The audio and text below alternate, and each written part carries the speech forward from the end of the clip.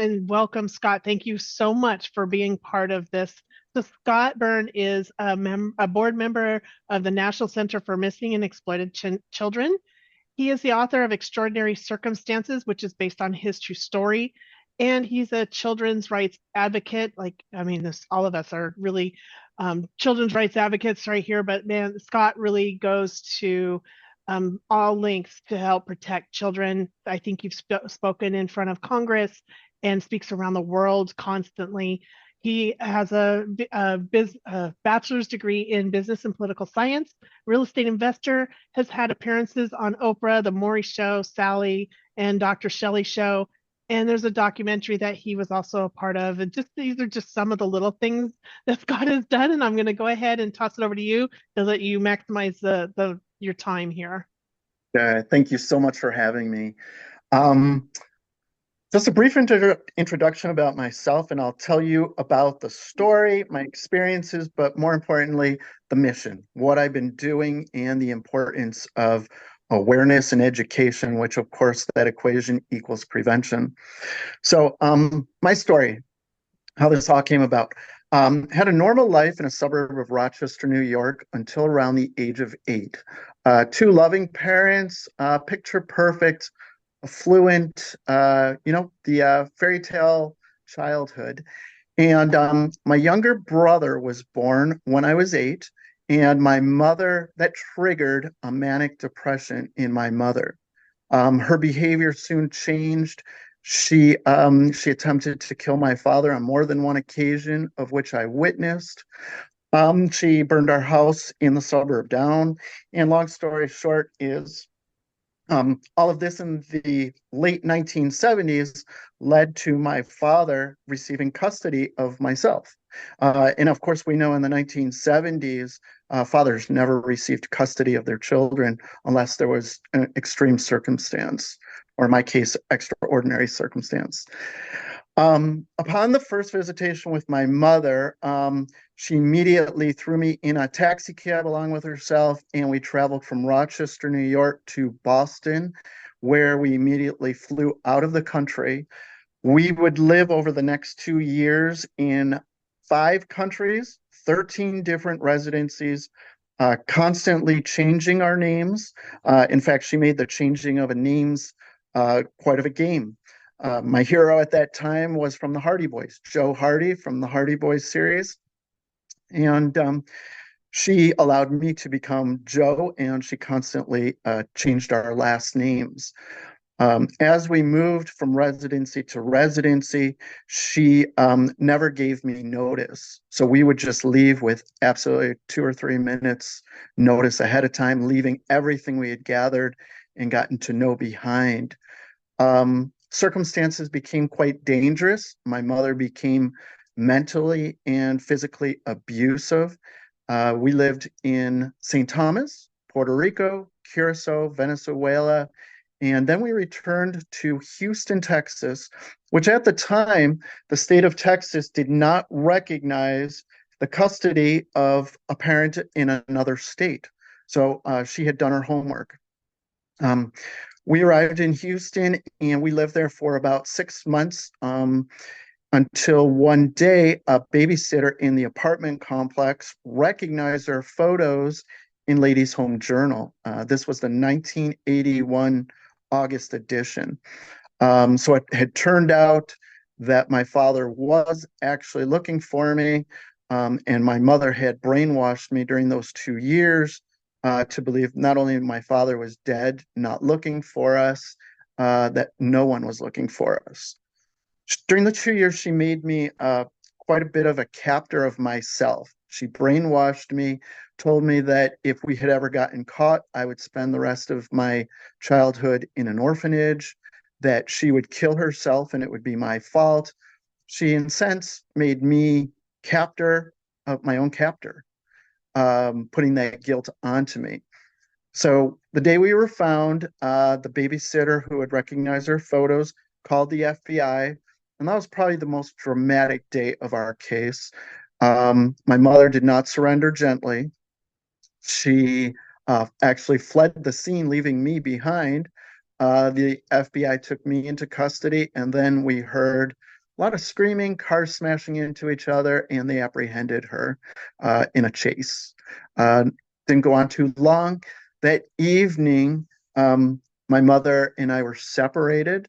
She was taken to jail, and I was taken to a county jail because at that time in 1981, no one knew what to do with a parentally abducted child. So they actually stuck me into juvenile hall, which you all know is basically a prison for children. Um, for the next 2 weeks, a custody trial that hit national and international news between my father and my mother ensued, and it culminated with Jimmy Carter signing act. And this allowed the custody of of a parent in one state to be recognized in another. So therefore, my mother, where the custody of that my father had in New York would then be recognized in the state of Texas and throughout the rest of the United States. Um, at that time, I was so brainwashed, I didn't want to go back to my father. I had been convinced by my mother he was dead, and all of a sudden here he appears, and I just wanted to be with my mother. We then were taken, my mother vowed in the media that she was going to get me back, and that she was never going to let us leave the state of Texas. Um, my dad, along with undercover agents, then took us back. We went through multiple states and ended up back in Rochester, New York, without incident. And that was when we got off the plane. There were thousands of reporters, television cameras, and then we were introduced back into our life that we thought had disappeared here in Rochester. It took a few years to actually get acclimated back to using my real name, to going to school without police officers standing by the doors. My mother vowed for approximately 2 years that she was either going to re-kidnap me or she was going to have me killed. She tried that. There was one evening that my dad and I found each other side by side in our kitchen, my dad holding a gun on somebody who had broken in to re-kidnap me. After 2 years, it did calm down. My mother, in sense, disappeared. Get an occasional letter here and there, how wonderful her life is, and that I would never have to go to school and I wouldn't have to work because she had more than enough money, attempting to keep that brainwashing going. Of course, it never worked. I found out the truth on my own as a young teenager through magazine articles, court transcripts, watching television reels, that my mother had lied to me all along. Because after all, if you can't trust your mother or your father, you can't trust your parents, who do you trust? So I had to learn to trust on my own. And I found out my dad was telling me the truth all along. It wouldn't be until 20 years later that my mother, on her birthday, would commit suicide.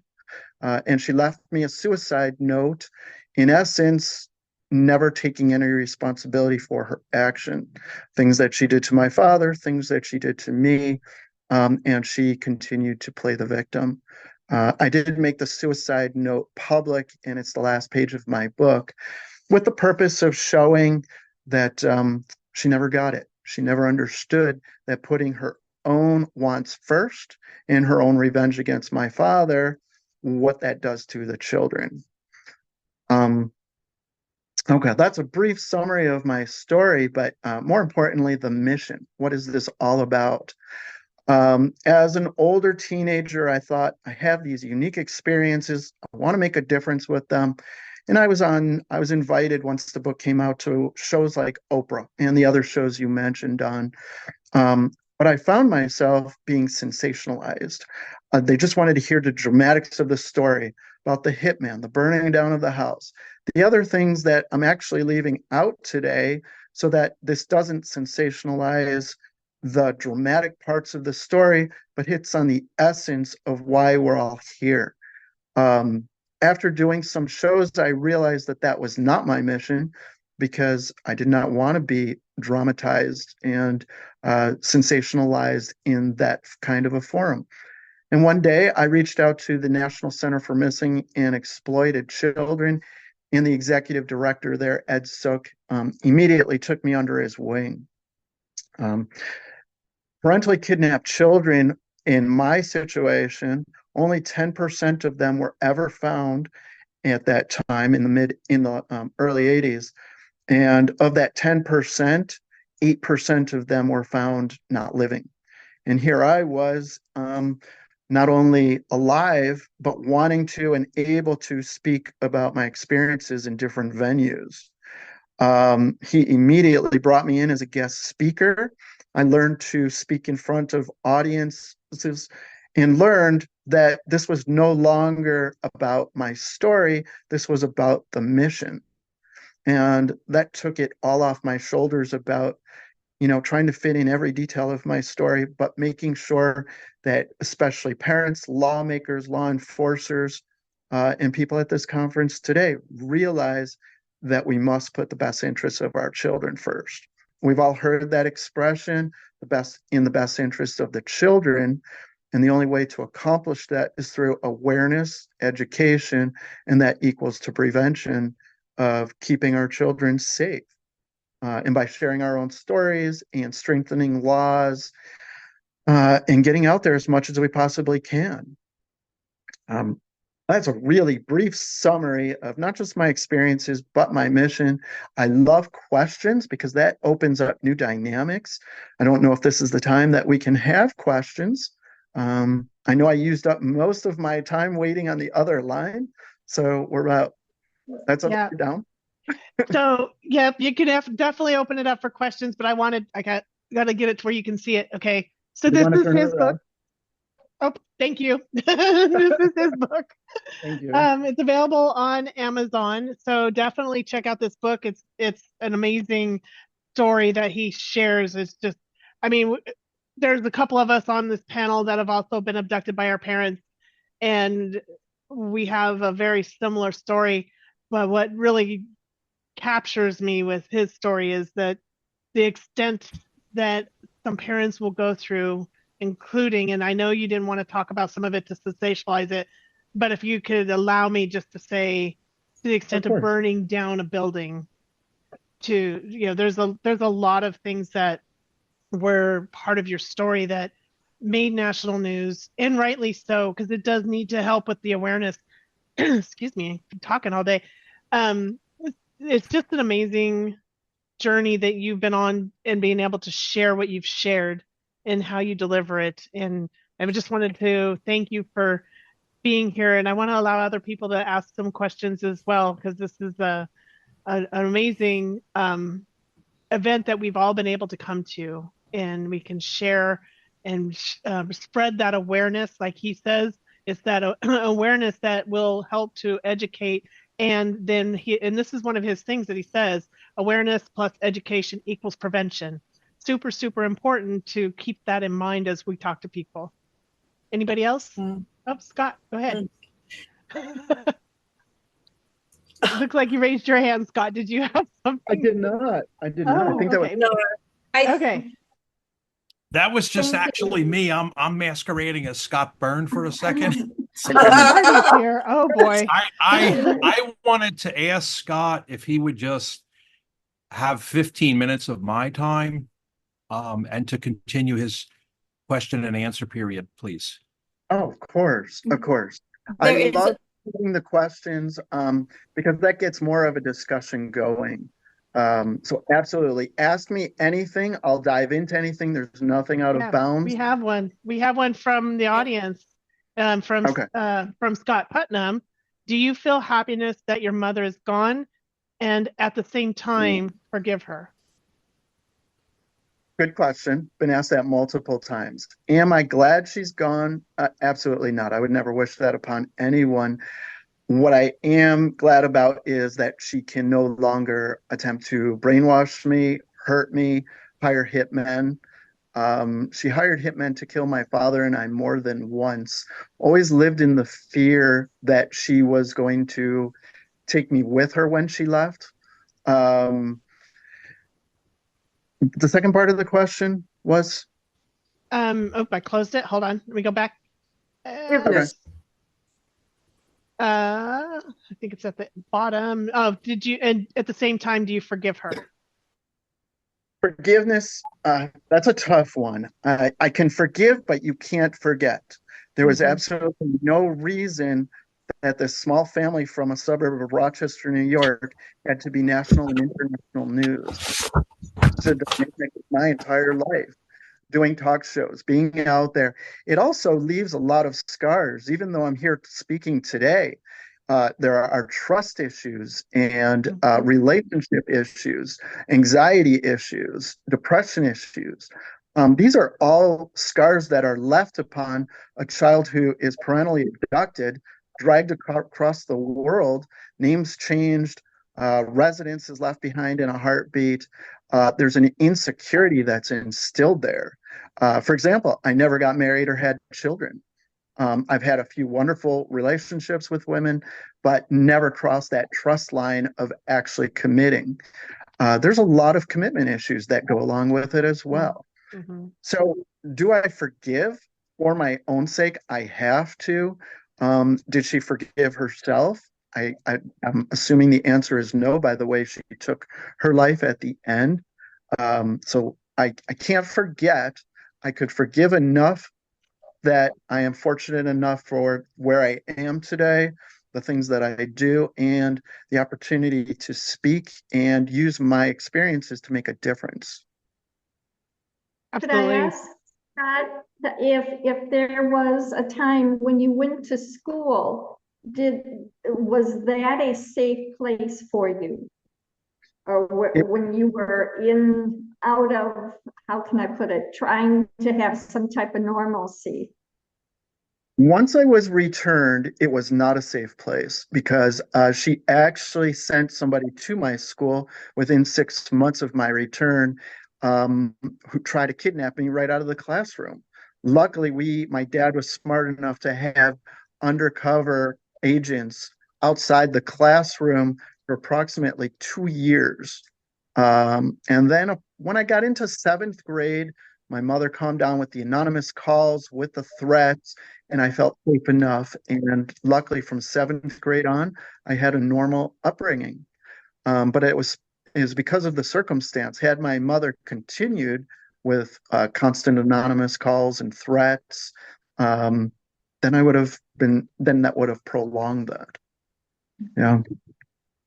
And also, just to that one a little more, also didn't feel normal because a lot of the children, their parents were talking about our story because we were in the news so often, whether it was local, state, or national. So that normalcy was not there. Okay. Dr. Lease, I think you had a question. Yeah, I just wanted to say thank you so much for coming today, Scott. I know I got your contact details from Dr. Bailey, who spoke yesterday, and I know you're both with NECMEC, and we really appreciate your time and the fact that I reached out and stalked you, basically looked for you on LinkedIn and all over the place, and finally found stalking. You. Yeah, double stalking. Dawn was stalking I got you his too. name from finally someone else. found you. All you have to do is ask. Oh my gosh. And so I really, really appreciate the fact that you're here and speaking, because we've got a huge light on abduction, and there's a few of us who have been abducted, as you know. And I remember when we were first speaking, and I said to you that the name changing, and it was like a game, and we got to pick our own names and go along with that, and then we were called that, and you were the first person I've ever spoken to who said that that's happened to you as well. So that kind of normalized things for me. And I just wanted to know, do you have any messages for anyone out there who are withholding children from a safe, loving, and available parent? Because the statistics are off the charts. They're saying it's estimated that there's, 2,000 odd children go missing every day in the United States. And is there a message you could say to the legal professionals who are watching here, and any targeted parents or anyone who's thinking that this is actually okay to move children and away from a safe, loving, available parent? I just wanted to know, do you have any words for them at all, Scott? Absolutely, because that is our main mission. Your question is our main mission. So this is about whether it's a parent, an abducting parent, two parents divorcing, law enforcement, everyone involved around the custody and protection of a child needs to know that an abducted, exploited child needs to be put first. This isn't about a parent winning against another parent in a custody trial. This is about the well-being of a child. They need stability. They need to be at their home. They need to see that parents can act civilly and have joint custody, which is so prevalent these days. That is the most important message that we all need to get out, is this affects a child's life for the rest of his or her life, as it has mine. That's our most important message. Dawn, I think there was a question, if you will, from the audience. Yep. Question too. Okay, Yeah, I think go ahead. Patty had one about what happened. She would like to know what happened to your brother. Yeah, I have Patty, are you to, here? with that question, because you mentioned your brother briefly, and if he's still with us, it's because in some of our stories here, our truth is not necessarily somebody else's truth, and it could be the same nuclear family, and that could cause a lot of mayhem also. And as you guys are talking, because you found your truth in a magazine, since you are very much involved now in the missing children's field, what happened to the milk box? What happened to the missing children notices? Why are they gone? I don't see them anymore. But yeah, the question was, is your brother still alive and well, and how does his story align with yours? Okay, that's actually a great question. And you're right, I did not elaborate on that to focus on my portion of the story. My brother was 5 years younger than me, and I was very fortunate that during those first 8 years, I had a foundation. So I got to see what it was like to have a normal family, what the dynamics of two parents should be. My brother was immediately born into the chaos, never got to do that. His brainwashing by my mother lasted. He never recovered from that. When he was a young teenager, my father and I had discovered that he was in constant contact with my mother, that she had promised him a leisurely life with wealth, and he never had to go to school.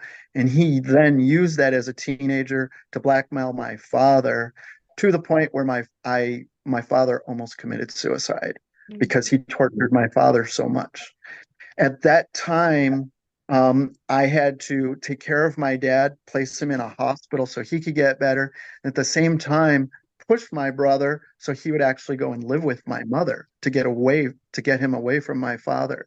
By doing so, I got myself into trouble. I almost went to federal prison for 3 years, and that pushed him to go to my mother. And at that time, I never heard or spoke from either my mother or my brother ever again. When the book came out in 2008, an attorney reached out to me and said he was suing me on behalf of my brother. My book is 100% real, and the lawsuit never came about because of that. I guess the point of all of this is the brainwashing, the age, the foundational years, it's different for each individual. Here we are with the same set of circumstances, and I found out the truth of what happened. My brother decided to side with my mother and never recovered from that. And he does not, it's been over 30 years since he's had any communication with both myself or my father. Wow. Go ahead, Elise. I see your hand. I think the important to say, just to add on to that real quickly, is there are no winners with this. Nobody, this isn't a win. Everyone loses. There are no winners. I'm left with scars. My brother's left with whatever kind of life he has under that was under my mother.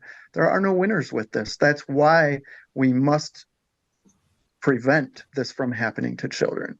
And that's the importance of awareness and education. Do any of us like speaking about this? Of course not. But if we've been lucky enough and fortunate enough to survive it, it is our job to get it out there. If we make a difference in just one child's life, that's success. And that gives meaning to each one of our individual experiences with this. Absolutely. Yep. Elise, do you want to go ahead?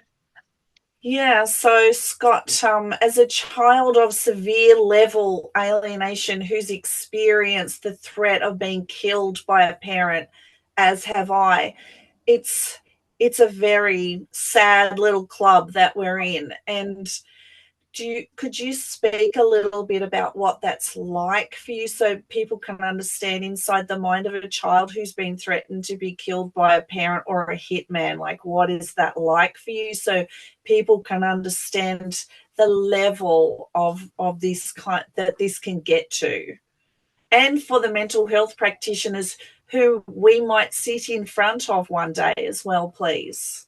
Of course.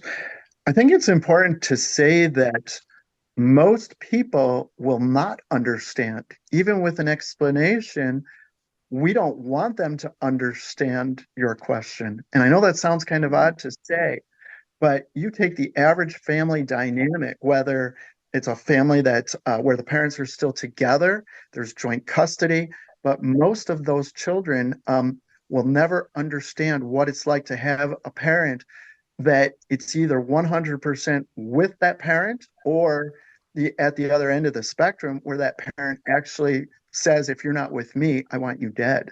That's so far-fetched for anyone to imagine. My hope for them is that our explanations don't allow them to understand.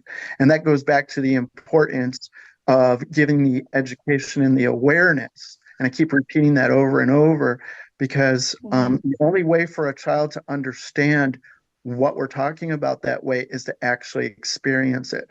And I don't want a child to ever have to experience it.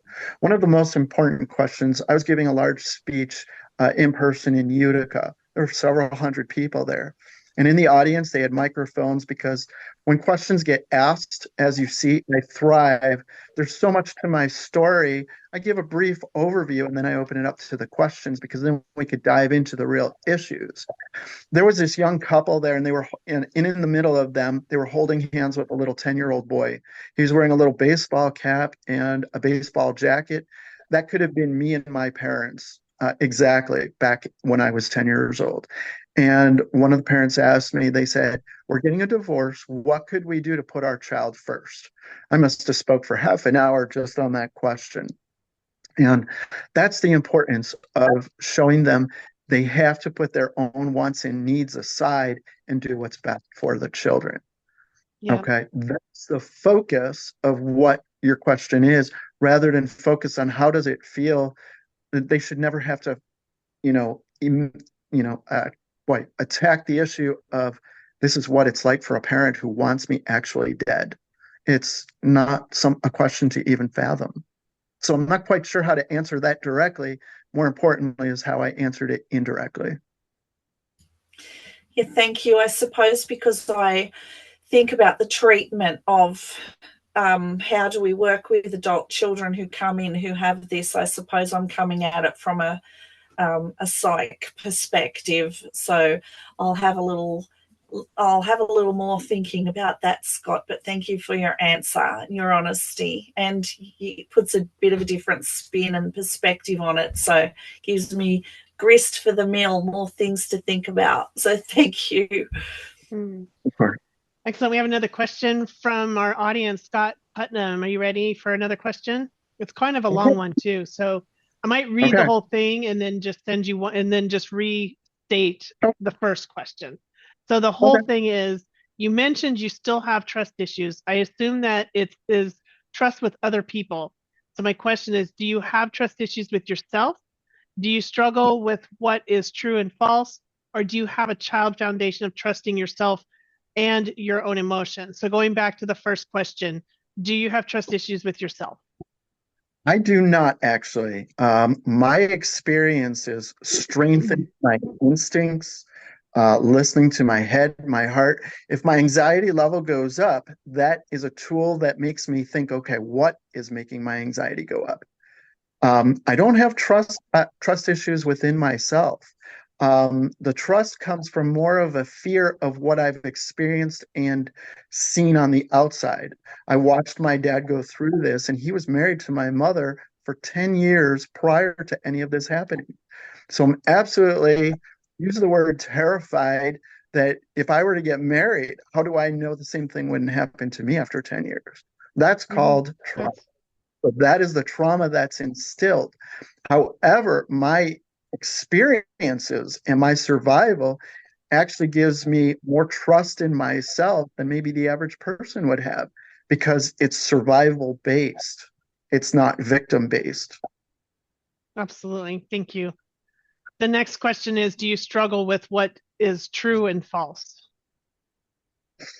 I don't, because I think that falls into the line of delusional. I think that the fears in our subconscious, they come bubble to the surface. I went through a separation with a girlfriend of 13 years who I lived with. I went through that 2 years ago.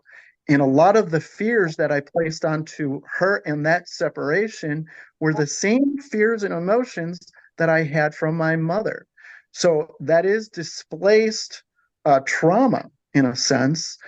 Yet I have enough, I'm 54 years old, I have enough trust in myself to realize the difference between that emotion and reality. If I did not, that would be a major problem. I'd be almost delusional, and then the functioning in every day would be that much more difficult. Absolutely. Okay, and then the last part of the question is if you have a solid foundation of trusting yourself and your own emotions, which kind of ties into what you said in the beginning, but maybe wrap it together, tie it together. Yeah, I think it's very important for us with this experience to find out what the truth is, which I'm so glad that I did. I did it for myself. Then I took a year off of college and I actually wrote the book. And I didn't do it thinking it was going to be anything other than getting it out of myself. I started at the beginning, went to the end, and it was almost like an exorcism of my emotions and the experiences. And it's all there. And I can open the cover and I can close the cover, because at this stage, there is real life. And I want to experience relationships to the best that I can, and yet respect my boundaries at the same time. Kind of goes hand in hand with the first part of that question. Yeah, it does. Great. Thank you. That was really good to and hopefully that answered Scott's question from the audience. Does anybody else on the panel have anything they'd like to add or ask Scott? Patty, I saw your hand. It was just my because I tried to squeeze in two questions there, and that was a little fresh of me. I wanted, because when you talked about how you found your truth, again going back to that article, I don't notice. I used to years ago see a lot more of the kids missing. And what do you say to that? Is that exploiting children because now people are like, looking at their pictures, or what happened to that? Or am I just like not seeing it? Like, what's happening with that? Well, I think, in this day and age, there's a lot more politics on one end, and then there's the emotion of it on the other. Let's start with the emotion, because that's where I fall into within myself. Yes, of course, the more we have children's pictures out there who have been abducted, or are in sex trafficking, or whatever the exploitation is against children, their pictures should be out there, because that's the way that we're going to recover them. And we've got the technology that when my case was going on, we didn't have. We've got the internet, we've got Facebook, we've got all these social media devices and venues that are even greater than just the milk cartons. So those are being used. The National Center for Missing and Exploited Children, they're up to date with using today's technology and resources in order to find and put an end to whatever venue it is that's exploiting the child, whether it is a parent. And they work very closely with the FBI and other agencies. Um, my mother was able to get me, and we were able to leave the country, and I didn't have a passport. Today, a child cannot leave the country without a passport. Um, and without the Amber Alerts, I could go on and on. The technology is wonderful, and it's there. I think it's just a different form of what we're used to, being more visual when we were growing up. Okay. Yes. And one of the things I'd like to mention about the milk cartons, I've been asked quite often, was I ever on a milk carton? And I know that I wasn't, because I think the first milk carton use was in 1969, if I'm not mistaken. I think I was about a year old. So it was no, it was after I was abducted. So it would have been 1974, I think. So I missed the milk carton, but the milk carton was such a huge impact when people go into the grocery store to pick up milk, could see a picture of a missing child right there. And so in a way, it's like that, did that really work? So these are the questions that I get. And I think in any way that we can, like you see them on Facebook and on LinkedIn, and they're sharing that there's a child missing. If you follow the NCMEC or the National Center for Missing and Exploited Children, they will display those. There's other organizations that also display missing children. If we're sharing those and putting them on our profiles, that's another milk carton way of getting this information out there. So it doesn't necessarily have to be at the grocery store, although I think we should consider bringing that back, because we all go to the grocery store and we all buy milk. The newspaper. How about, I'm surprised that the National Center doesn't have a spot in the newspaper, just saying. Again, I think that's oops, I'm sorry, go ahead, Scott. it's simply because of, I believe, of the technology age that we're in. The majority of the people, they're Googling their news, they're watching it on their devices. I think that's the number one. The other area, when I was younger, I should say, I remember on the trucks, a lot of the semi trucks would have on their side panel or the back panel of the children. And I feel like that is still a very valuable particular way, because they would be taking the children, on the roads, and if you will, maybe in airports as well. But there's truly, we want that visibility out there. It might be instead of coming at it from NCMEC or these other organizations, the marketing of the side is like a moving billboard on the side of a semi truck. And yes, they want to advertise their own business, but what if their own business was advertised alongside a picture of a missing child? That to me would tie in more. So maybe, there's some kind of campaign marketing. We got Marty and Andrew on here. Maybe there's some ideas that we can, come up with and put out there to help put these faces where people are going to see them, where we go. We're always driving. It seems to be that, Scott, I'm sorry, that's just like for some reason I can't let this go, because Scott, it seems like that was like the beginning of your breakthrough, and you must have felt so good to know like somebody was looking for you. Oh, absolutely. I had been brainwashed that my father had been killed by my mother, that our house had burned down, and there's no going back. So I didn't have that as an option in my own mind for those 2 years. That's a strong MO of an abductor, to make the child the actual captor of themselves. We know that from the J.C. Dugard case. So many cases where the abductor does that. So absolutely, to break free of that, and to find out the truth, that puts an end to that begins actually the process of healing. That's more important to say that way. Absolutely. What an amazing story. I want to check really quick because if we have other questions, just let me check on Marty real quick to see how he's doing on time. I know he Yes. dedicated 15 extra minutes. He did dedicate, and Yeah, I'm good. Are you here? Yay! There you go. There he is. I'm listening and appreciating Scott's story greatly. Absolutely. Thank you. I appreciate you. Thank you. Yeah, thank you. Thank you both. So Marty, are you about ready for yours? Do we have a couple extra questions for Scott? What do you want to do with your with your presentation? Yeah, I'm ready. I just felt very bad that he was trapped in that other room, and wanted to make sure that Thank you so much. today. Definitely. Thank Yeah. you for that. Our apologies, truly. Okay. Unbelievable story to say the least. Thank you so much. Yes, and you know we really wanted you here because obviously you had Kathleen and Rebecca and Elise and I really coming for you to be part of this conference no matter what. So thank you for obliging us. Yeah, we would have missed your voice if you hadn't been here for sure. So a million thank yous, Scott, so much. Thank you so much. Yeah, and we're not done. You know, we're going to stay in touch and keep talking because I want to talk more about NICMIC with you anyway. So, but if you have any closing statements you would like to make or any last minute questions, comments for Scott?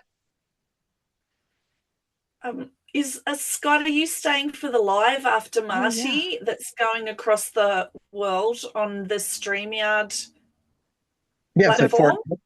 Yep. 4 o'clock? Absolutely. Yes. Oh, excellent. Great. Unwrapped. Okay. Beauty, All right. mate.